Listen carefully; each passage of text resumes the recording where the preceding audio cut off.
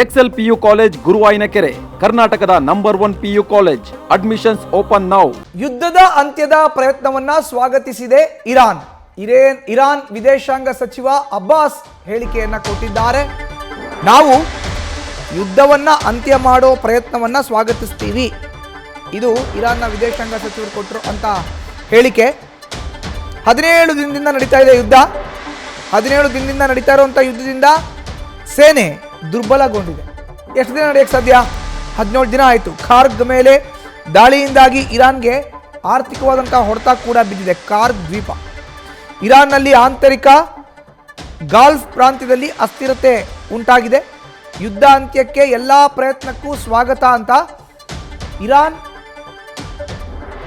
ವಿದೇಶಾಂಗ ಸಚಿವರು ಹೇಳಿಕೆಯನ್ನು ಕೊಟ್ಟಿದ್ದಾರೆ. ಹೆಚ್ಚಿನ ಮಾಹಿತಿ ನೀಡ್ತಾರೆ ನಮ್ಮ ಪ್ರತಿನಿಧಿ ಚಂದ್ರಮೋಹನ್. ದೂರವಾಣಿ ಸಂಪರ್ಕಕ್ಕೆ ಸಿಕ್ಕಿದ್ದಾರೆ. ಚಂದ್ರಮೋಹನ್, ಈಗ ಯುದ್ಧ ಏನಾದರೂ ಅಂತ್ಯ ಮಾಡುವಂಥ ಪ್ರಯತ್ನಕ್ಕೆ ಮುಂದಾಗಿದ್ದೆ ಆದರೆ ಅಂಥ ಎಲ್ಲ ಪ್ರಯತ್ನವನ್ನು ಕೂಡ ನಾವು ಸ್ವಾಗತ ಮಾಡ್ತೀವಿ ಅನ್ನೋದು ಇರಾನ್ ವಿದೇಶಾಂಗ ಸಚಿವರ ಹೇಳಿಕೆ. ಈ ಹೇಳಿಕೆಯ ಹಿಂದಿನ ಅಸಲಿ ಕಾರಣಗಳನ್ನು ರಿವೀಲ್ ಮಾಡೋದಾದ್ರೆ? ಹೌದು ಮಧುಸೂದನ್, ಒಂದ್ ಕಡೆಯಲ್ಲಿ ಇರಾನ್ ನೇರವಾಗಿಯೇ ಹೇಳ್ತಾ ಇದೆ, ನಾವು ಶತ್ರು ರಾಷ್ಟ್ರದ ಎದುರುಗಡೆ ಮಂಡಿ ಇರೋದಿಲ್ಲ, ನಮ್ಮ ಕೊನೆಯ ಕ್ಷಣ ಇರೋವರೆಗೂ, ಜೀವ ಇರೋವರೆಗೂ ಕೂಡ ವೈರಿ ರಾಷ್ಟ್ರದ ವಿರುದ್ಧ ಹೋರಾಟವನ್ನ ಮಾಡ್ತೇವೆ, ರಕ್ತ ಕೊಡ್ತೇವೆ ವಿನಃ ಸೋಲನ್ನ ಒಪ್ಕೊಳ್ಳೋದಿಲ್ಲ ಅಂತೇಳಿ ಇರಾನ್ ಹೇಳ್ತಾ ಇದೆ. ಆದ್ರೆ ಮತ್ತೊಂದು ಕಡೆಯಲ್ಲಿ ಯುದ್ಧವನ್ನ ಸಂಪೂರ್ಣವಾಗಿ ನಿಲ್ಲಿಸಲಿಕ್ಕೆ ಮಾಡುವಂತ ಎಲ್ಲಾ ಪ್ರಯತ್ನವನ್ನು ಕೂಡ ನಾವು ಸ್ವಾಗತವನ್ನ ಮಾಡ್ತೇವೆ ಅಂತ ಇರಾನ್ನ ವಿದೇಶಾಂಗ ಸಚಿವ ಅಬ್ಬಾಸ್ ಅರ್ಗಚಿ ಕೂಡ ಹೇಳಿದ್ದಾರೆ. ಈಗ ಹೇಳಲಿಕ್ಕೆ ಕೂಡ ಕೆಲವೊಂದು ಪ್ರಮುಖವಾದಂತಹ ಕಾರಣಗಳಿವೆ.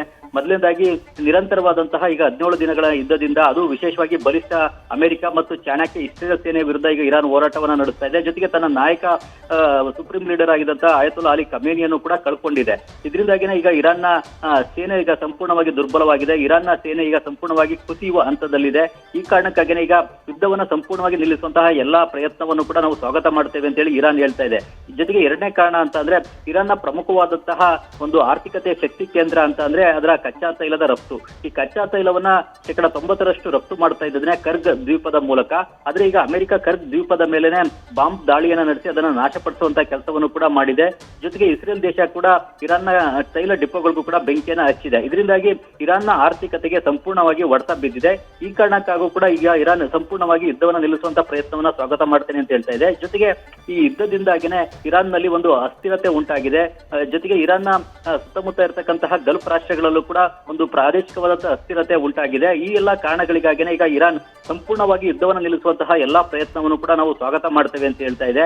ಜೊತೆಗೆ ಈಗ ಈ ಅಂತಾರಾಷ್ಟ್ರೀಯ ಸಮುದಾಯ ಕೂಡ ಯುದ್ಧವನ್ನ ನಿಲ್ಲಿಸುವಂತಹ ಪ್ರಯತ್ನವನ್ನು ನಡೆಸಬೇಕು ಅಂತೇಳಿ ಈ ಪರೋಕ್ಷವಾಗಿ ಈ ಮೂಲಕವಾಗಿ ಕರೆಯನ್ನು ಕೂಡ ಕೊಟ್ಟಿದೆ. ಈ ಮೊದಲು ಇರಾನ್ನ ಅಧ್ಯಕ್ಷ ಮಸೂದ್ ಪೆಜಿಕಿಸ್ತಾನ್ 3 ಷರತ್ತುಗಳನ್ನ ಯುದ್ಧವನ್ನ ನಿಲ್ಲಿಸಲಿಕ್ಕೆ ಹಾಕಿದ್ರು. ಅದ್ರಿಗೆ ಯಾವುದೇ ಷರತ್ತನ್ನ ಹಾಕ್ದೇನೆ ಯುದ್ಧವನ್ನ ಸಂಪೂರ್ಣವಾಗಿ ನಿಲ್ಲಿಸುವಂತ ಪ್ರಯತ್ನವನ್ನ ಮಾಡಿದ್ರೆ ನಾವು ಸ್ವಾಗತ ಮಾಡ್ತೇವೆ ಅಂತ ಹೇಳಿ ಇರಾನೇನೆ ಹೇಳ್ತಾ ಇದೆ. ಮಧುಸೂದನ್, ಹಾಗೆ ಸಂಪರ್ಕದಲ್ಲಿ ಚಂದ್ರಮೋಹನ್.